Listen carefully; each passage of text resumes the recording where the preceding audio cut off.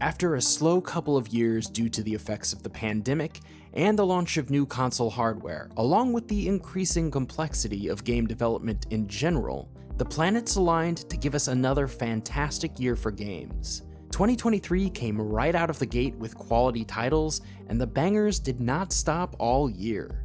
It was an embarrassment of riches. Too much, actually. There were so many notable games I didn't get around to this year. Some were part of genres or franchises I don't gravitate toward, and others I just didn't have time for.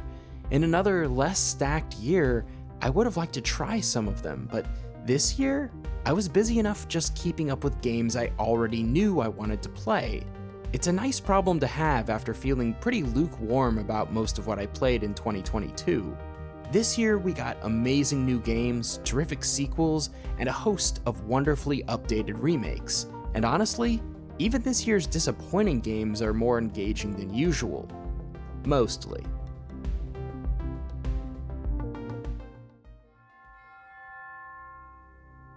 Is there a bigger disappointment this year than Redfall?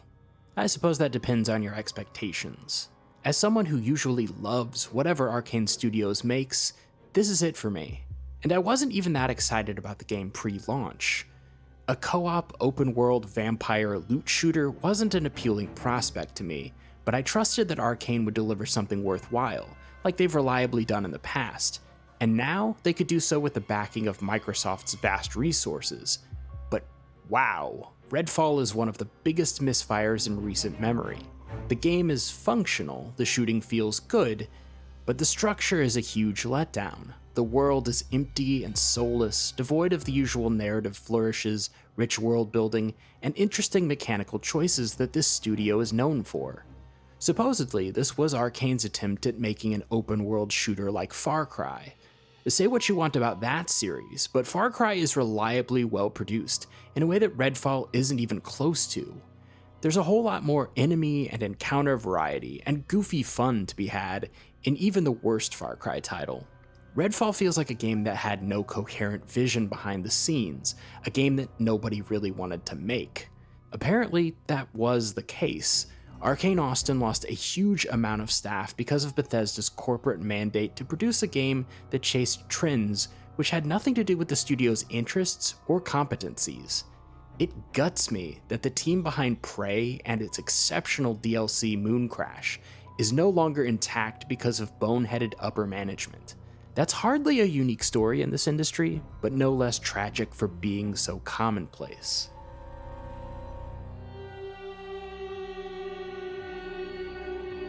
System Shock represents the longest gap between the original and the new version of any of this year's remakes.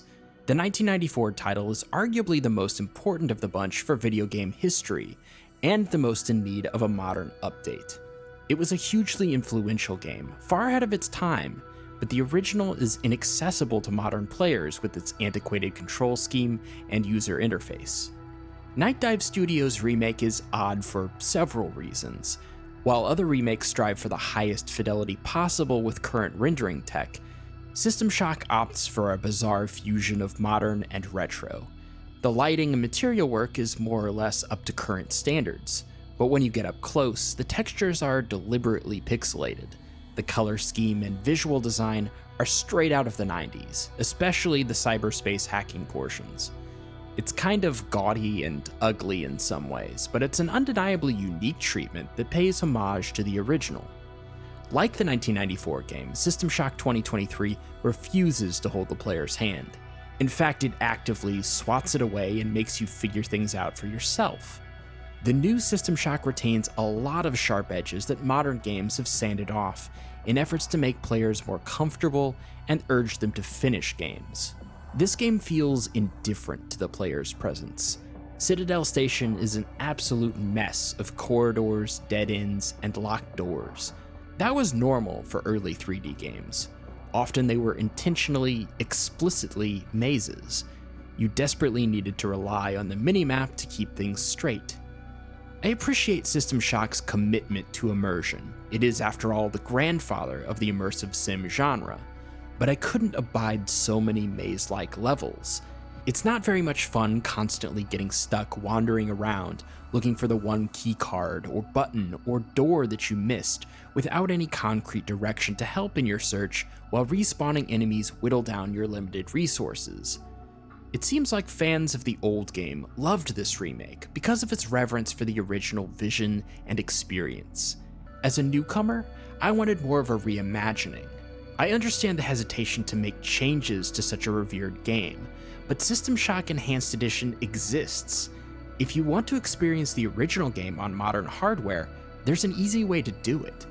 System Shock 2023 had the chance to use the original game as a springboard to truly reinvent the classic, incorporating all the game design wisdom accumulated in the years since. Instead, it's reverent to a fault. This is a remake for people who already like the original game.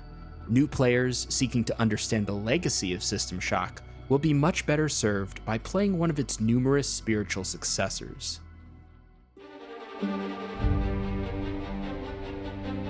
Jedi Fallen Order was one of the bright spots of the Disney Star Wars era. It managed to fit in that elusive space between too familiar and too different by presenting a good Star Wars tale with the right mix of likable characters, high adventure, and an emotionally satisfying core. But as a game, I thought it was just okay.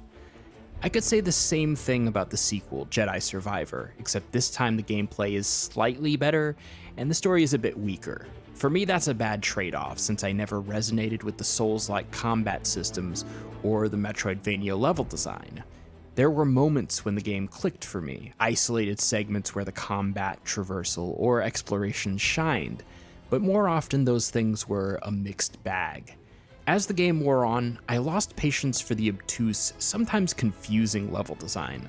I was frequently stumped about the path forward, and figuring it out was more of a hassle than a good time. The environments don't read well. The puzzles all too often feel fiddly and unsatisfying.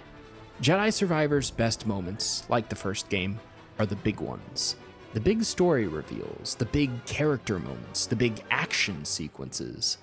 Getting to experience iconic Star Wars elements from new perspectives is still a treat.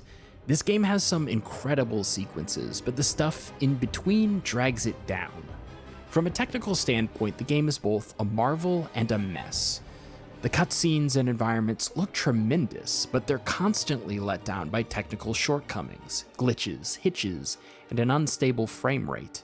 I played the game months after launch, but the performance issues still hadn't been ironed out, and it seemed like they weren't going to be. Then, a week after I finished the game, a huge patch dropped that addressed a lot of these issues on consoles. I'm sure having a stable 60 FPS mode would have improved my opinion of Jedi Survivor. Respawn and EA clearly rushed this game. I would have preferred if it had been delayed longer, or that some of the extraneous systems and content had been cut in favor of polishing the critical path. Jedi Survivor tries hard to justify continuing the journey of Cal Kestis and friends, but doesn't entirely succeed in my view.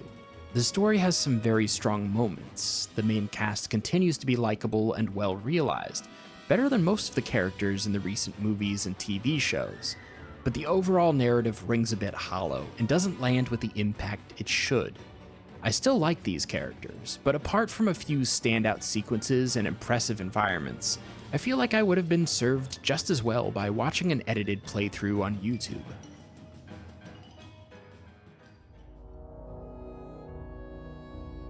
I struggled with where to put Starfield on my list. I got a lot out of the game, but it clearly fell short in many ways of being the game I wanted it to be and the game that Bethesda's pitch suggested. When I look at each constituent piece, there's something to like about all of them. The shooting is solid fun, and so is the space combat. Shipbuilding is an incredible achievement. There are some really engaging quests. The skill tree is the best Bethesda's done since Skyrim. The visual design is some of the best Bethesda's ever done. As someone who loves space, it's a continual treat. Starfield does a lot of things reasonably well. It's the lack of cohesive, complementary design between its components that makes Starfield harder to respect amongst its many excellent peers this year. The biggest difference between Starfield and Bethesda Game Studios' past titles is how the content is divided and distributed. Past games were united around the big open map, the province of Skyrim or the capital Wasteland. Bethesda dropped you into these vast spaces and then let you go anywhere you could manage within them, anywhere your curiosity or quest log took you. You would set out for one point of interest and discover dozens of others along the way, getting distracted and sucked in by all there was to see and do in these worlds. That was the magic. Starfield scatters its content across a much wider area, separated by the vast distances of space and segmented by celestial bodies. There's no way around that inherent separation in a space game, whether the transitions are seamless or not. There's just a lot of vast emptiness in space.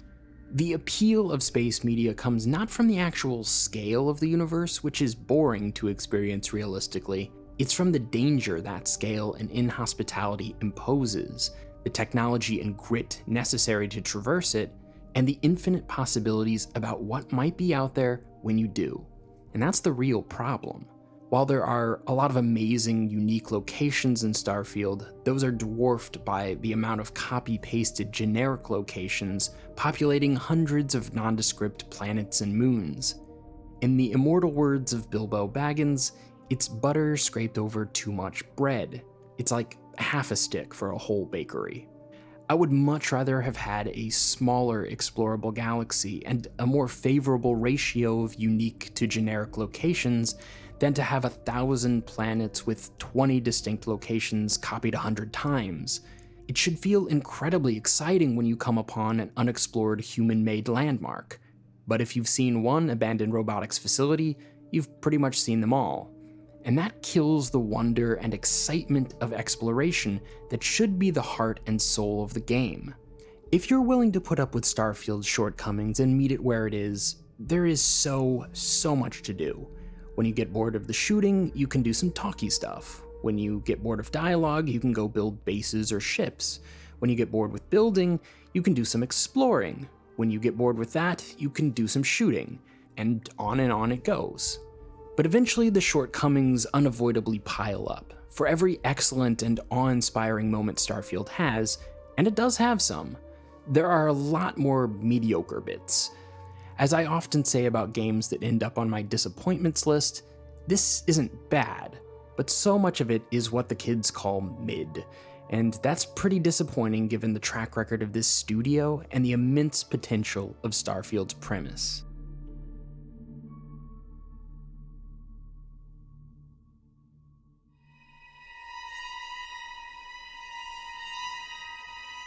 I've only played a little of the original Dead Space, so despite some passing familiarity with the most famous parts of the 2008 game, this year's remake was essentially all new to me. It's a type of game we don't often see these days, a big budget title that's confident enough to confine itself to basically one location and one tone throughout the entire experience. It's not trying to be all things to all players, it's not concerned about novelty the way Resident Evil 4 is. Dead Space makes no apologies for being itself. It uses those qualities to its advantage. I liked Dead Space as an action-horror blend. It's not always easy to balance player empowerment through good combat and player disempowerment that's necessary for effective, tense horror.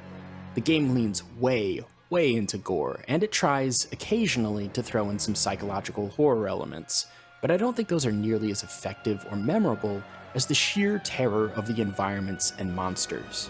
It's the combination of the two that's so powerful. These environments and these monsters specifically complement each other. Dead Space is good industrial horror. It has a lot in common with the Alien franchise, not just the obvious parallel of a science fiction space setting, but the way that setting is treated. This is a decidedly pessimistic future. It's not just the crew that's expendable in Dead Space, everyone is. The halls of the Ishimura are nearly as disturbing empty as when populated with enemies. The idea that human beings were meant to live and work in these settings for months and years on end is dehumanizing all on its own. The ship represents pure industry without much regard for the physical or mental well-being of the people turning the cogs. I've seen an awful lot of spaceship interiors in video games, and Dead Space deserves commendation for its distinct, unified design. The game is committed to atmosphere, which is greatly enhanced by the remake's improved visuals. Dead Space uses lighting and shadow to maximum effect, but the real horror is derived from the game's sound design. I did one brief session playing with headphones in a dark room. I did not do that again. I'm glad I finally played Dead Space in some form, but I'm not necessarily excited about the prospect of the sequels getting remade. For me, the biggest knock against this game is that even though this was my first playthrough, so many of the particular plot beats, along with the general shape of the game, felt exceedingly familiar. It lacks personality and charm compared with something like Resident Evil 4, but on the other hand, Dead Space is taking itself far more seriously. As a video game, it's good, it's solid, it's reliable, but it doesn't rank among my favorites in the genre. Still, Dead Space has one of the thickest atmospheres of any game I played this year, and although it may not have needed the remake treatment as much as some other games, it's an undeniably striking, memorable, and effective facelift.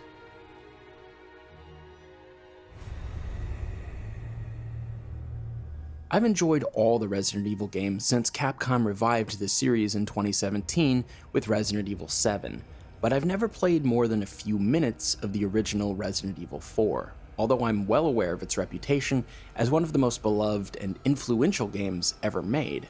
That's why I was so excited to play the remake. For me, this game has two major things working against it. One is that the original RE4 basically invented the modern third-person action game. It changed its own series forever and inspired the core format of countless others. When seminal pieces of media are viewed long after their influence has spread, it can be difficult to understand what made them special in the first place, and easier to see the parts that don't hold up as well. The second issue is the release order of the recent games. The last game in the series, Resident Evil Village, was kind of a spiritual remake of RE4 already. It had a rural European setting with different boss domains, including a village, a castle, and the obligatory secret lab. It had mutating enemies wielding medieval weaponry, a mysterious merchant, optional treasure hunting and bonus challenges, and an increased emphasis on faster-paced combat. In other words, much of what is unique and different about Resident Evil 4 compared to the earlier games in the chronology was already remixed in Village, and I liked almost all of those systems and ideas better in the 2021 game. That, I realize, is a deeply unpopular opinion. RE4 is thought of by many as the apex of the series, or at least the best of the action-focused titles. Even though the remake cleans up some annoyances and dated ideas from the original, I still felt that some of the iconic moments showed their age. The game is deeply committed to novelty, which is kind of fun, but not all of the big spectacle moments work equally well. This is the longest of the recent RE games, and in my view, it would have benefited from some trimming. It drags in the middle and later portions with long detours to locations and subplots that aren't well justified, even if they can be fun by themselves. What got me to appreciate the game's strengths was the much shorter DLC campaign. Separate Ways takes you on a condensed, just the hits version of the main story, which feels more in keeping with the action-focused gameplay, while still making some time for a few slower-paced, scary segments. It's such a joy breezing through the game's primary locations quickly instead of the plodding pace of the main game. Ada Wong has some fun tricks that Leon Kennedy lacks, and these feel like the culmination of the gun and melee combo system that make RE4's combat so unique. Even though it's lower on my list of Resident Evil games than most people's, RE4 is obviously a quality experience, and one of the best games of a very good year. That it doesn't rank higher with me is both personal preference and a commentary on how well Capcom has been handling the franchise lately. It'll be interesting to see where they take the series next, and whether it can maintain this level of quality now that they're out of beloved games to remake, and seemingly finished with the storyline begun in RE7. Super Mario RPG Legend of the Seven Stars, the 1996 game for the SNES, is possibly my favorite childhood game, so I was always going to appreciate this remake. Some classic games demand remakes more than others because of poorly aged controls, mechanics, or level design. With Super Mario RPG, it's pretty much just a graphical facelift. Launching the same year as Nintendo's first real 3D console, the original game stretched the Super Nintendo about as much as it could with its pre-rendered 3D sprites and isometric perspective. It was a collaboration between Nintendo and Square, the makers of Final Fantasy. The result was one of the weirdest Mario games ever made, and that remains the case even this year, in a year where even mainline Mario was allowed to get kind of weird. As an aside, I liked Super Mario Bros. Wonder. It's great. I just don't have a lot to say about it, but consider it part of my honorable mentions too. Super Mario RPG's remake preserves everything that was special about the original game. Its art style, its weird plot elements, bizarre enemy designs, and the many secrets and Easter eggs. It's so faithful that I was never surprised by much of anything. I had fun seeing the game with a new coat of paint and hearing the new renditions of one of the best Nintendo soundtracks ever, rearranged by the original composer. But aside from that, the experience wasn't fresh for me. The biggest surprise by far is that Nintendo made this at all. The original game is somewhat obscure, and of all the games to remake, it's not one I would have ever expected.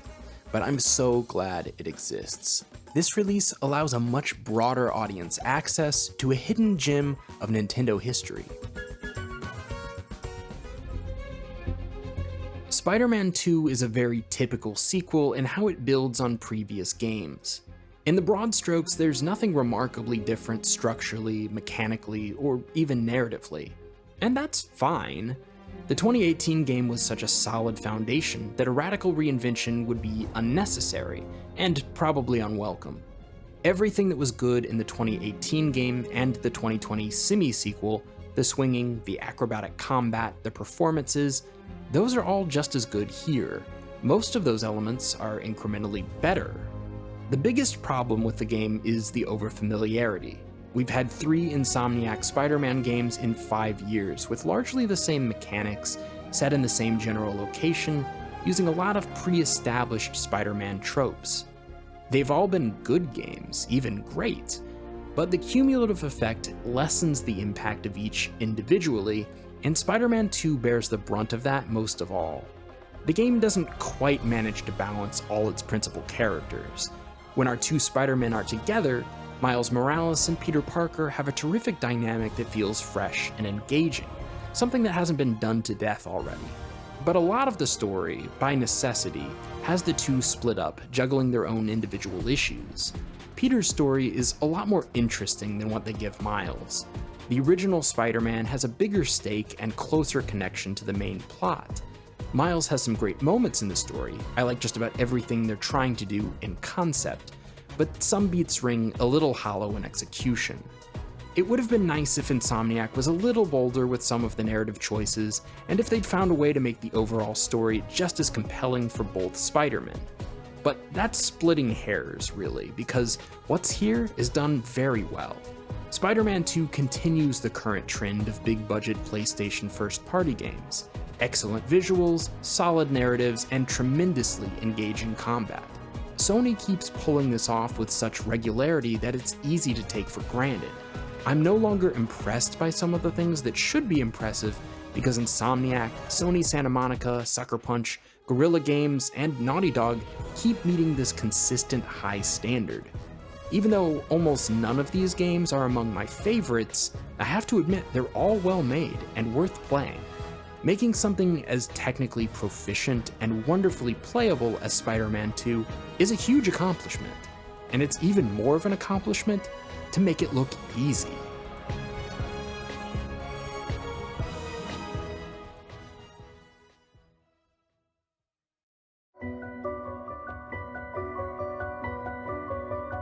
Jusant is all about climbing.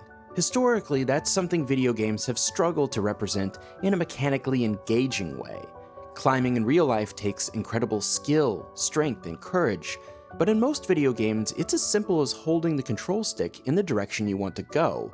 The struggle, the challenge, is all feigned in the animations of the player character, not felt by the player themselves. Jusant doesn't overcomplicate climbing, but it does make it a more involving analog process, one that's actively engaging instead of mindless filler between the other, better parts of the game. You use the left and right triggers to grip with the corresponding hand, and the right analog stick to move whichever arm is free to find the next handhold. It's a surprisingly fun and tactile way to represent climbing. This left-right rhythm quickly becomes second nature. That alone is a huge improvement over typical video game climbing. But if that was all there was to it, it wouldn't be enough to sustain a full game. Jusant builds much more on top of these basics, with tools like pitons and ropes, which allow you to swing and jump over gaps, and area-specific mechanics like rock-shaped creatures that act as mobile handholds. Using all these ideas in conjunction makes for a combination of puzzle and action game. You'll climb, put in a spike, lower yourself on a rope, swing to another wall, and continue on. The game isn't terribly challenging or demanding, but it is constantly engaging. It's a relaxed Zen experience. I can imagine a version of this game with more imposing challenges, but that's obviously not the experience that was intended. Jusant is one of those wonderful games that's exactly as long as it needs to be and no longer. There are optional collectibles, and you can backtrack a bit if you want, but the critical path is only about 4 hours long, which is enough time to establish its ideas, develop them, and build up for one final challenge. With Jusant, the developers at Don't Nod have successfully cracked fun and engaging climbing in a video game like I've never quite seen before, and I hope it inspires other developers to make climbing a more engaging part of their games too.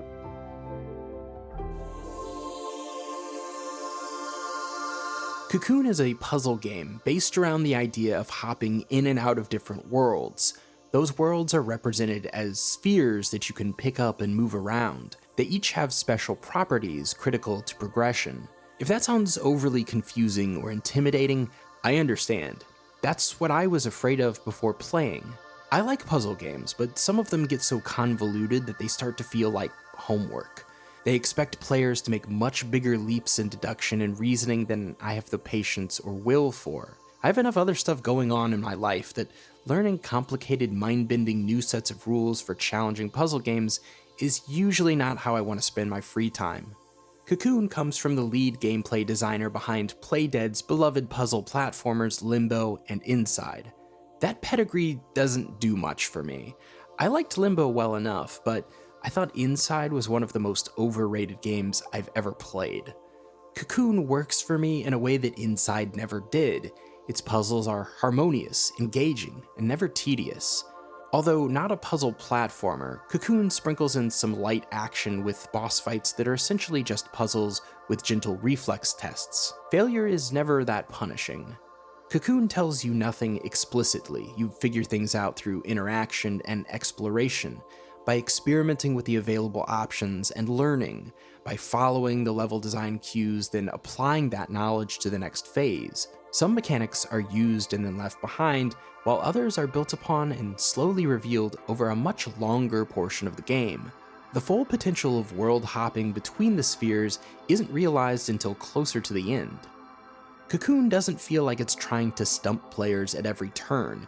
If you're picking up what it's laying down, then the experience is an elegant harmony between player and designer.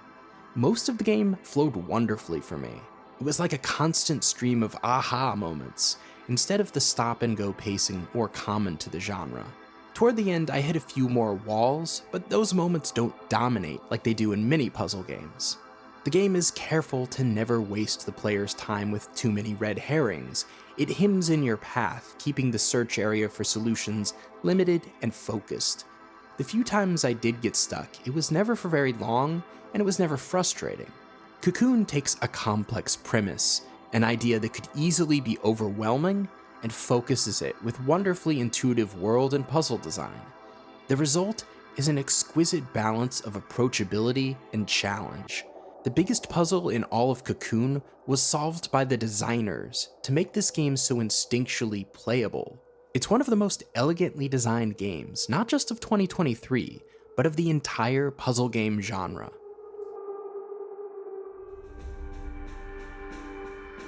I have a complicated relationship with The Legend of Zelda: Tears of the Kingdom. As a sequel to Breath of the Wild, it has both significant failings and unparalleled triumphs.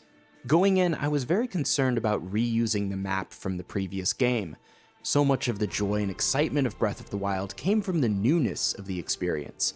It was essentially a reboot with a fresh, new version of Hyrule and reinvented series conventions and assumptions. I wanted the sequel to that reboot to keep the same systems and mechanics, but give us a whole new world to explore. And that's not what we got.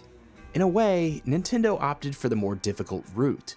Making a new landmass would have been a lot of work, sure, but keeping the same world and finding thousands of ways to iterate and expand on it was, in some ways, the more inventive and creative challenge. The development team chose to discard a perfectly good set of powers and replace them with even deeper, more open-ended ones. You're given what would be game-breaking abilities in any other title. It must have been a technical nightmare trying to get Ascend and Ultra Hand working, much less working with few bugs and in a user-friendly way. Pushing player creative freedom even farther is the game's crowning achievement, and one I hope it carries forward in some way to whatever comes next. There are players who want to go back to a more linear style of Zelda game, and I just couldn't disagree more. If you want linear directed Zelda games, there are 25 years worth of them you can go back and revisit. The problems with Breath of the Wild and Tears of the Kingdom aren't endemic to their design philosophies, they're problems that can be addressed and solved within the new framework. The game has real shortcomings, to be sure. In my view, the most critical problem is being too structurally similar to Breath of the Wild. I think that would have been fine if the map had been all new. Without that, the overall progression of the game feels too familiar too quickly, and keeps the game from achieving the same level of freshness and surprise as its predecessor. From a story and character perspective, the game fails to meaningfully capitalize on any of its potential as a direct sequel. It doesn't even seem interested in building connected narrative or lore. I ultimately come to this series for the adventure and discovery that comes from excellent game design. That's clearly what the developers prize most, and I think it's the chief criterion on which the game ought to be evaluated. Despite all my critiques, I found myself getting utterly lost in Hyrule again. Tears of the Kingdom features best-in-class exploration, puzzles, and design. And that's far, far more important for this series. On paper, Tears of the Kingdom is a better game than Breath of the Wild. It has a more robust set of central mechanics, it has more plentiful and varied content both on and off the critical path. If Breath of the Wild didn't exist, if the entirety of this experience were new and novel, Tears of the Kingdom would easily be my game of the year, by a considerable margin.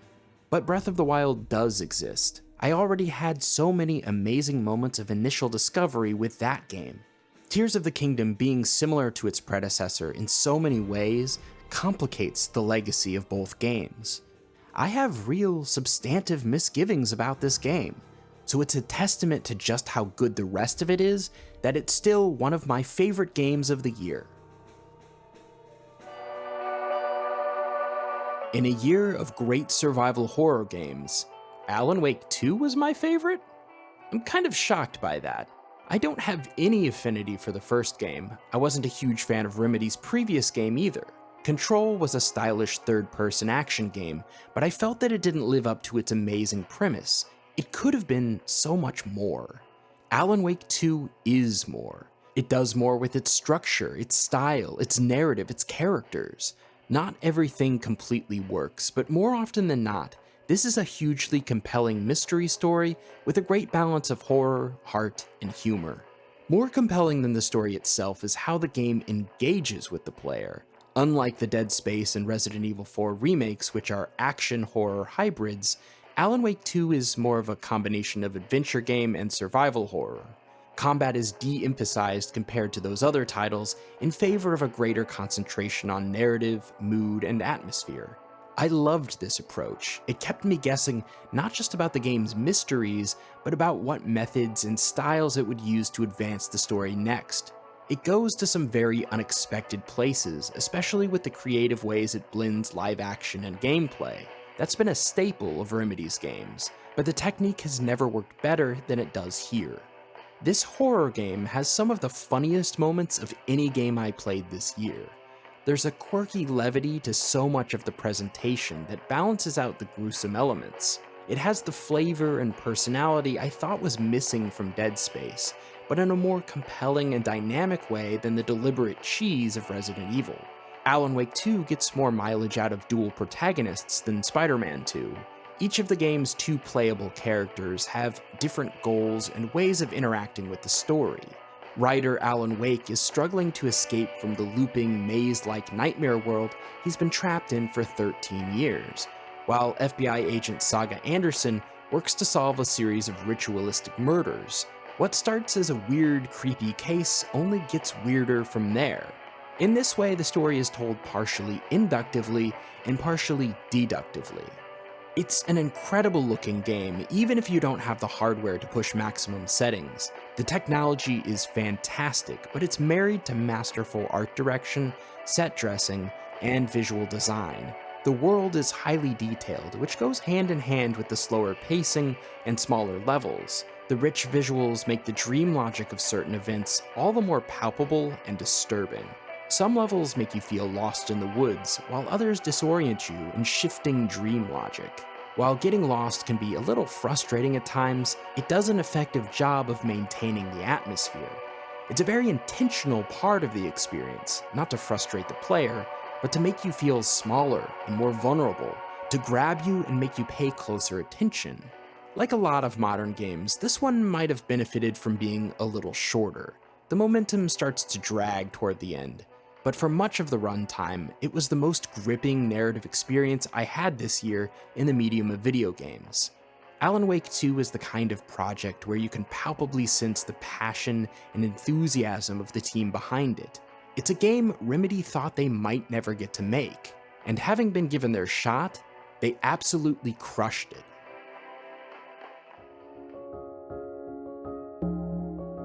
Pikmin has always been a lesser-tier Nintendo franchise in terms of sales and brand recognition, but top-tier in terms of quality design. It's a special series. It'll likely stand as the last new IP created by the legendary Shigeru Miyamoto. That origin is probably why Pikmin has stuck around this long, instead of being abandoned or drastically reinvented. It's Miyamoto's baby. I've always liked Nintendo's unique take on the real-time strategy genre, but I never truly loved any of the games until now. Pikmin 4 is something I wasn't expecting. While it doesn't reinvent the essence of the series, it does more new things around the core gameplay than every other game combined. There's side missions, multiple upgrade paths, and diverse modes of play built right into the main campaign. Best of all, there are so many intelligent quality of life features that sand off a lot of rough, irritating edges and make the whole thing much more pleasant on a moment-to-moment basis. That's why the game can be the longest and most content-rich in the whole series, and yet I never burnt out on it. This game is filled with the sort of smart design choices that only come in well-considered sequels that have enough development time and enough perspective on past games to know what those quality of life improvements need to be. The game would be exhausting if it stayed in one mode all the time, so it wisely alternates between more leisurely and more rigorous pacing. It's an exquisite balance of puzzles, combat, and exploration. The game is always urging the player toward efficient use of resources and time management. Veteran players can demonstrate their skills by doing things more efficiently, faster, and with fewer losses. But less experienced players, or players who want a more relaxed, casual experience, are well accommodated by the critical path. The game gives you plenty of ways to play, and plenty of unlockable optional extras to expand your capabilities. I didn't know if I'd like the new additions to the series, but they're some of the best parts of Pikmin 4. Dandori battles and challenges are always welcome changes of pace. Nighttime expeditions are an incredibly fun and well-implemented wave defense mode that's a totally natural extension of the core game. And Ochi, your space dog companion, adds a lot of depth and flexibility without overcomplicating things. Pikmin was already good, it was already charming, engaging, and full of ideas. Pikmin 4 collects everything great about the series' past, refines it, advances it, and wraps it all up with a bow. It feels both nostalgically familiar and freshly innovative. In other words, it's everything a great sequel should be, and easily the pinnacle of the series.